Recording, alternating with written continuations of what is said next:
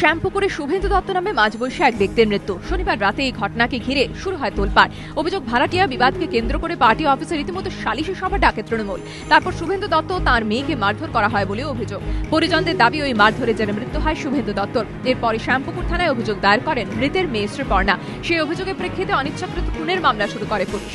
ঘটনার পর থেকেই ফেরার ছিলেন মূল অভিযুক্ত ছোটালাল সাউ। তাঁকে মঙ্গলবার গালিব স্ট্রিট থেকে গ্রেফতার করে পুলিশ। পরিবারের অভিযোগ, গোপীমোহন দত্ত লেনে 3টি ঘর ভাড়া নিয়েছিলেন শুভেন্দু দত্ত। তার মধ্যে একটি ঘর ভাড়া নেন ছোটেলাল নামে এক ব্যক্তি। আরও একটি ঘর ভাড়া দেওয়ার জন্য তিনি মাঝে মধ্যে শুভেন্দুর উপর চড়াও হতেন বলে অভিযোগ। পরিবারের দাবি, ছোটেলাল 7 নম্বর ওয়ার্ডের তৃণমূল কাউন্সিলর মঞ্জুশ্রী চৌধুরীর ছেলে অভিজিৎ চৌধুরী ঘনিষ্ঠ। শনিবার রাতে ছোটেলাল ফের চড়াও হন বলে অভিযোগ। এরপর শুভেন্দু ও তার মেয়েকে পার্টি অফিসে ডেকে নিয়ে গিয়ে মারধর করা হয়। পরিবারের দাবি, সেই মারধরে জেরে শুভেন্দু দত্তর মৃত্যু হয়। অভিজিৎ চৌধুরী অবশ্য দাবি, ভাড়াটিয়া বিবাদ মেটাতে শুভেন্দু দত্তকে পার্টি অফিসে নিয়ে যাওয়া হয়নি, তাকে মারধরও করা হয়নি।